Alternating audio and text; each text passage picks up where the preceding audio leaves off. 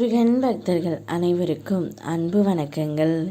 என் அன்பு குழந்தையே, இன்று உன் துணை உன்னை நினைத்து மன நோயாளியாகவே ஆகிவிட்டார் தங்கமே. உன்மேல் இத்தனை பாசம் வைத்திருக்கும் அவரை நீ புரிந்து கொள்ளாமலேயே இத்தனை நாட்களாக இருந்து விட்டாய் தங்கமே. நீங்கள் இருவரும் ஒன்றாக இருந்தபோது வாழ்க்கையை நன்றாகத்தான் வாழ்ந்து வந்தீர்கள். இருந்தாலும் ஏதோ அவ்வப்போது உங்களுக்குள் பிரச்சனை வந்தாலும் அந்த பிரச்சனையை நினைத்து நினைத்து நீங்கள் இருவரும் அதை பற்றியே மீண்டும் மீண்டும் பேசிக்கொண்டு இருந்தீர்கள். ஒரு கட்டத்தில் அந்த பிரச்சனை பெரியதாகி பிரிவு என்ற நிலையை நடைபோடும் அளவிற்கு வந்துவிட்டது. இப்பொழுது பிரிந்த போதுதான் தெரிகின்றது இந்த அளவிற்கு ஒருவருக்கொருவர் நாங்கள் பாசம் வைத்திருக்கிறோமோ என்று.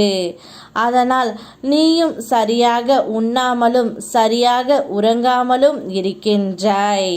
அவரும் அதே நிலையில் இருந்து கொண்டு இப்பொழுது ஒரு மன நோயாளியாகவே ஆகிவிட்டார் தங்கமே.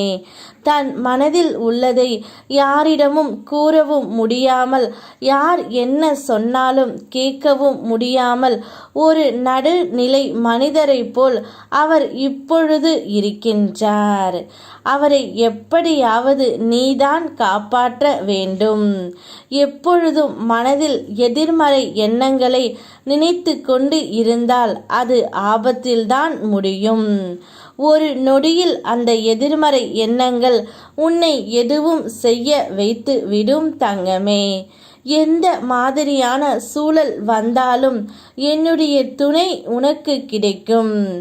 என் துணை கொண்டு உன்னால் அனைத்தையும் சமாளிக்க முடியும் என்பதை உனக்குள் நீ சொல்லிக்கொள். எதிர்மறை எண்ணங்கள் மட்டும் வேண்டாம். சில நேரம் அதீத எதிர்மறை உணர்ச்சிகள் உனக்குள் வருவதை நான் பார்க்கின்றேன்.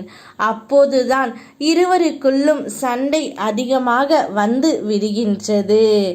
சண்டை வேண்டாம் தங்கமே. நம் மேல் 1000 பேர் கல்லு எடுத்து எறியலாம்.